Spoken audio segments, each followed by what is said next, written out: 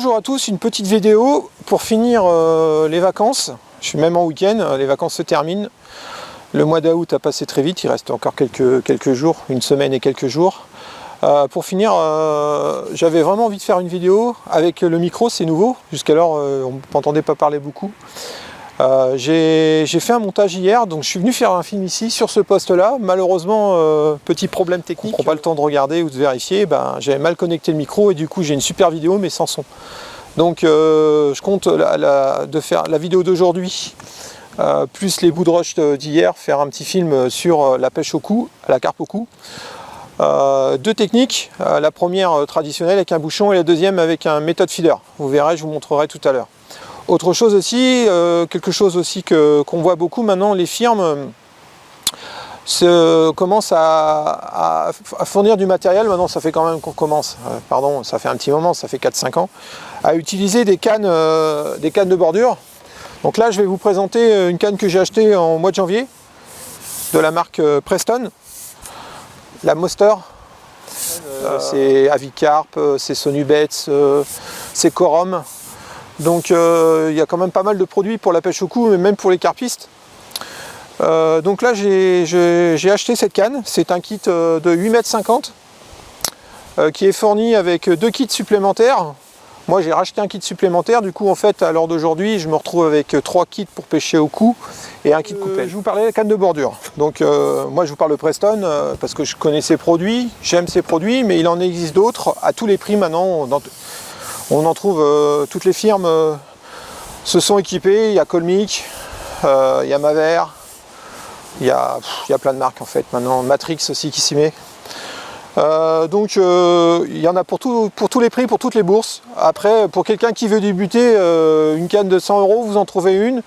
La seule différence, c'est que c'est des cannes très courtes. Ils font 4,50 m, 3,80 m. C'est une canne combo, ça évite de sortir à la 11,50 m ou la 13,50 m. Adapté à la pêche de carpe, grosse carpe. Je peux sortir des poissons de 3 kg, mais au-dessus de 6-7 kg, mon matériel souffre. Donc là, j'ai trouvé un bon compromis, 8,50 m, ça me convient très bien. Ça me permet de faire des coups en bordure, de pêcher en face de moi, à 8,50 m. Je ne suis pas en compétition, je n'ai pas besoin d'aller chercher les poissons très très loin alors qu'ils sont à mes pieds. Donc ça me convient, c'est pratique, j'ai pas besoin de 15 000 tonnes de matos, j'en ai déjà pas mal quand même, mais ça permet quand même de trouver un bon compromis et de s'adapter à la pêche que vous allez pratiquer, surtout en eau close, en plan d'eau. En termes de kits, donc les kits sont assez longs, donc déjà un kit ça doit faire 1,90 m pratiquement. En termes d'élastique, j'ai monté du 2,7 et j'ai du 3. Je crois qu'après au-dessus de 3 ça va être difficile au niveau de la tulipe. Vous avez la tulipe et le poula kit. Alors pour les personnes qui ne connaissent pas le poula kit ou d'autres kits stripa, enfin il y a différents termes en fonction des firmes. Mais bon, donc le principe de ça, c'est quoi? Donc on utilise maintenant de plus en plus, ça s'utilise encore, mais c'est surtout des élastiques creux. Moi, quand j'ai commencé la canne au cou, j'ai commencé avec des élastiques pleins parce que la difficulté qui se passait, c'est que le problème de l'élastique creux pour l'épuisage du poisson. L'élastique creux, c'est un élastique qui a un pouvoir d'allongement très important. Donc la difficulté après, c'est que quand le poisson est fatigué, vous ne pouvez pas déboîter, en fait vous avez tout votre kit et vous êtes en arrière très très loin de la berge pour essayer de ramener le poisson, puis après il faut essayer d'épuiser ou il faut se faire aider. Désolé, on est à la campagne, c'est la Normandie, j'avais pas prévu que les vaches fassent meuh. On se retrouve tout de suite. Donc je recommence.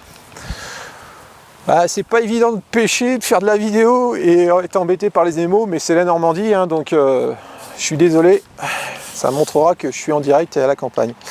Donc je recommence, j'étais en train d'expliquer, donc voilà, donc on utilise des kits stripa, poula kit, voilà, donc c'est ça.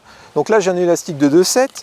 Donc ça c'est en fait c'est de la garde, ça permet, une fois que le poisson est fatigué, vous tirez sur l'élastique, ça permet donc vous réduisez la distance de votre élastique et ça facilite l'épuisage du poisson, mais on le verra en action de pêche. Voilà, donc c'est tout simple, hein. Alors moi la particularité que j'ai, qu'on aurait peut-être la différence par rapport aux pêcheurs au cou traditionnels, on va dire, c'est que je suis monté en direct, c'est-à-dire que je n'ai pas de bas de ligne, c'est moi qui monte l'hameçon au bout de, c'est moi qui monte mon hameçon au bout de ma ligne. Pourquoi? C'est juste un truc, c'est juste pour résister au démarrage des carpes.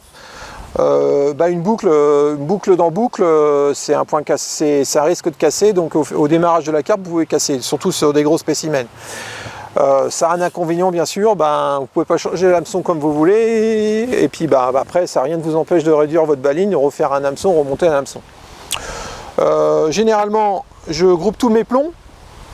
Il n'y a pas besoin de... Là, je suis vraiment, je dirais, c'est une ligne bourrin. C'est gros fil, donc je suis en 24 centièmes, c'est du colmique. J'ai un bouchon qui doit faire 1,2 g, 1,3 g et des gros plombs. Donc franchement, c'est pas du tout discret comme ligne. Mais bon, là, pour pêcher aujourd'hui, ça me convient. Ça convient, je fais du poisson. Et comme je dis, c'est vraiment le plaisir. Je suis pas en compétition. Si ça marche comme ça, je vais pas chercher à faire plus simple. Ou plus compliqué, pardon. Vous avez aussi des coupelles. Voilà. Donc c'est pareil, c'est de la marque Preston, mais après d'autres Matrix, d'autres firmes font ces produits. Je trouve ça pratique. Donc là, elle est grosse. Ça évite d'utiliser en fait utiliser le kit coupelle traditionnel que utilisé au cou. Donc là, l'avantage de ça, c'est que c'est assez facile à mettre et vous faites un amorçage par rappel. Pas besoin d'en mettre des tonnes. Vous verrez, c'est pareil, vous le verrez lors des vidéos que j'ai faites hier et aujourd'hui. Voilà, en gros c'est ça. Et pour le Paul Method Feeder que j'ai préparé, un peu les dessus. Voilà, donc je viens. Bon, il n'y a pas de problème, hein. C'est monté en direct. Hop. Et là, c'est comme si vous aviez une ligne normale, un feeder, donc c'est le méthode. Petit bas de ligne. De toute façon, méthode, on utilise des petits bas de ligne. Je vous parlerai après des appâts. Voilà, petit bas de ligne de 8 cm. Là, c'est des bas de ligne Matrix. Hein. Sincèrement, je ne me suis pas embêté. Je les achète, ça me convient très bien. Je ne dis pas de bêtises. Si c'est ça, ouais, c'est du Matrix. Voilà. Là, j'ai du 18, mais là, j'ai utilisé du 14. Du 14. Bon, ça me convient très bien. C'est rapide. L'élastique, la bague est prête et tout est monté. Qualité-prix correcte, donc il n'y a pas de raison de ne pas s'en passer. Ensuite, petit point particulier sur cette ligne montée, c'est en extrémité. Alors, en fait, j'avais mis un bouchon. Donc, vous avez la possibilité de mettre un bouchon comme indicateur de touche. Vous comprendrez tout à l'heure en regardant la vidéo. Donc là, j'ai trouvé ça sur le site de Magic Pêche, pardon. Alors je suis désolé, je ne me rappelle plus de la marque, mais je mettrai les coordonnées du produit dans le descriptif de la vidéo. Voilà, donc ça vous permet deux trucs, de tendre votre fil. Donc là vous voyez, j'ai du mou parce que tout à l'heure j'ai réglé par rapport à la profondeur. Quand je vais venir poser sur ma barre de combat, et là en fait ce petit bout jaune que vous avez ici en extrémité, c'est mon indicateur de touche. Voilà, donc ça permettra, donc en fait ça vient à ras de l'eau, vous avez la partie noire, et à la moindre touche, hop, ça va descendre, et après il n'y a plus qu'à ferrer. Vous verrez, c'est marrant. Donc j'ai déjà essayé une première fois, hier, j'ai fait quelques fiches comme ça, c'est impressionnant, les départs sont violents, c'est sympatoche, et puis c'est une façon de pêcher la carpe autrement, ça change un peu. Le but c'est de se faire plaisir, hein, et puis de vous faire découvrir autre chose. Voilà, donc je voulais dire seulement que je vais sûrement avoir des maladresses, c'est la première fois que je parle dans un micro, je dois parler sûrement trop vite. J'espère que vous prendrez plaisir comme moi à voir ce petit film qui a été fait donc sur 2 jours. Qu'est-ce que je peux dire d'autre? Pour l'instant je vois pas autre chose. Donc ce qu'on va faire, donc là je vais finir de préparer mon matériel, je vais vous montrer rapidement. Donc nous voilà partis, donc j'ai préparé. Donc là le poste c'est assez simple, hein. J'ai un poste en face de moi à 8 mètres. Une canne en bordure, vous verrez tout à l'heure. Elle est utile pour pêche à la patte. Comme en plus j'ai fait une patte qui est surmouillée, donc il est nécessaire d'utiliser une coupelle. Sinon, ce qui va se passer quand vous allez tenir la patte sur l'hameçon, va se décrocher, va tomber naturellement par son poids.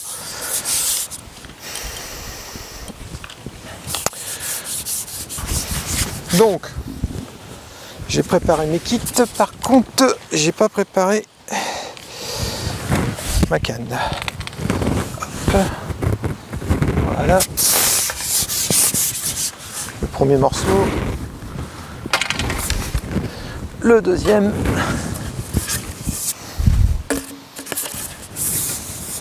Bah, toujours pareil, hein, la pêche à la carpe en général, même la pêche au coup en général, c'est bien de se préparer, d'avoir les choses bien en place.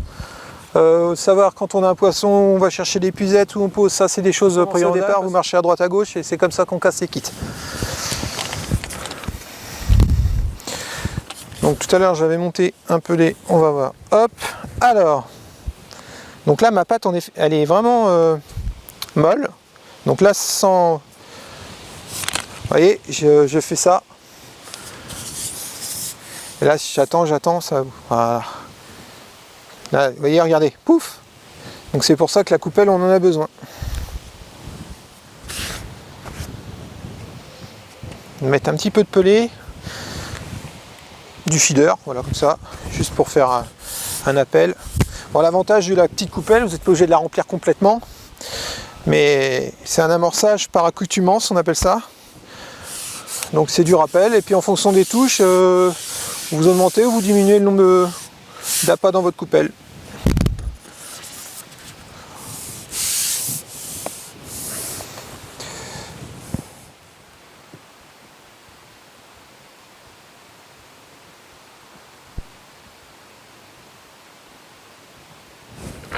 Ah, donc les touches sont là, mais on est sur un poisson qui est quand même vachement éduqué, donc assez méfiant.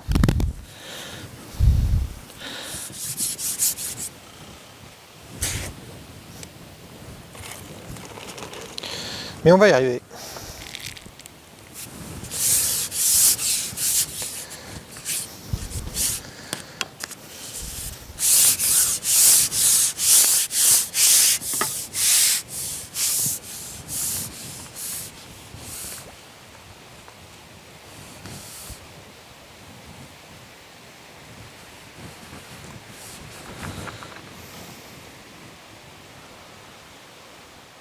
Il y a des petites bulles sur le cou là.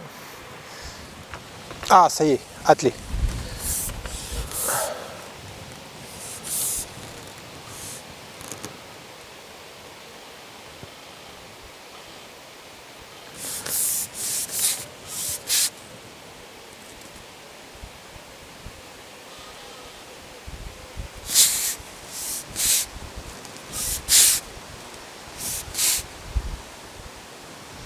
Non, j'ai pas attendu trop longtemps en fait, hein. Le poisson est bien sur le poste.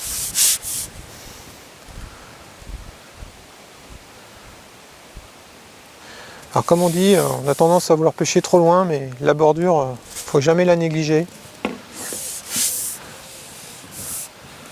Surtout quand vous êtes tout seul, qu'il n'y a pas de bruit. Pour vous permettre de pêcher, les poissons ils sont à vos pieds. Ça a l'air d'être un beau poisson. J'ai les vaches qui passent derrière moi, donc il faut que je fasse attention à mes kits. Je vais déboîter mes deux premiers kits.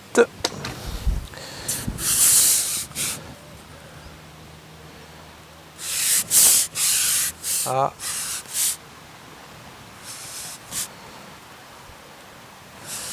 Ça sonde le fond.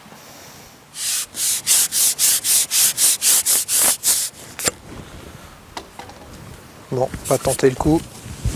Apparemment, elle veut rester dans le coin.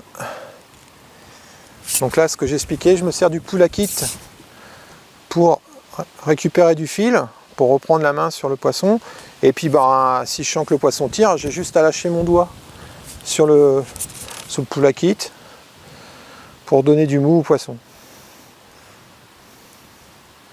Alors, on est toujours, c'est une pêche quand même qui est toujours en limite, hein. Bon, à part les petits poissons bien sûr, mais vous êtes toujours en limite. Ce qui est plaisant à cette pêche en fait, c'est que vous êtes toujours en limite de rupture. Il faut trouver juste le bon compromis, connaître votre matériel et être patient surtout, quoi. Et voilà l'exemple, être patient. Voilà ce qui se passe quand on n'est pas patient. Le mauvais exemple. C'était un beau poisson, je pense. On verra le prochain.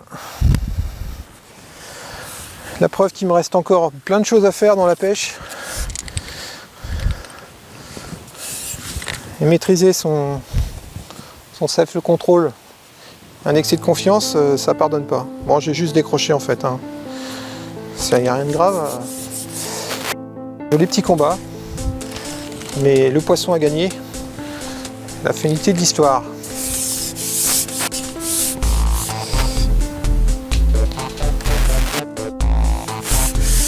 On va essayer un coup.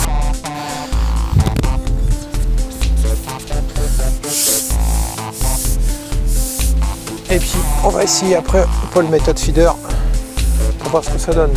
Je sais pas si vous voyez quelque chose.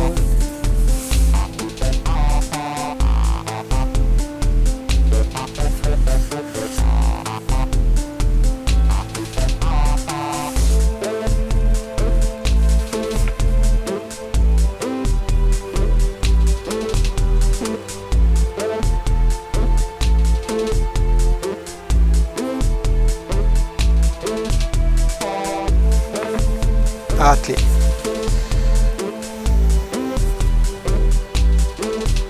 Ça a été vite.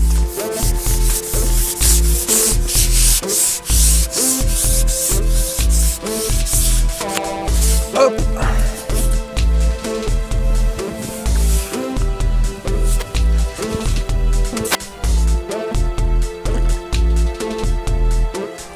Une belle commune.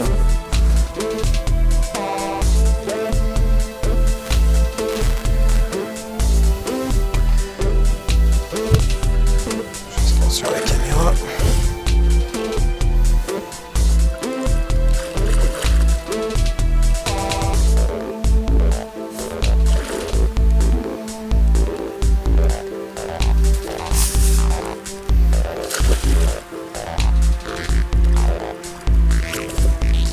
Hop, c'est dans la boîte. Voilà. Une commune à la patte en bordure. Allez. On se retrouve pour la photo. Bah au moins pour vous la montrer. Ah, petite commune pêchée en bordure dans 1,50 m d'eau. Voilà.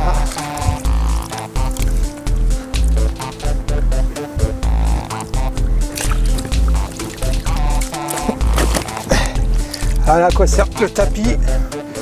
C'est bien pratique. Un train bien mouillé. Joli poisson, bien combatif. Hop, on va le peser brièvement, juste pour le fun. 5,7 kg. Voilà.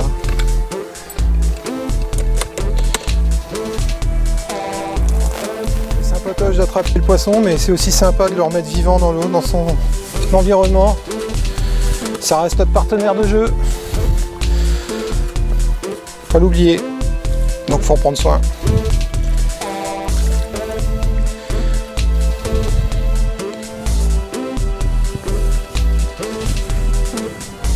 Je sais pas si vous voyez, je vais remettre la caméra comme ça. Joli poisson. Un peu fatigué, hein, c'est normal. On a fait un beau combat.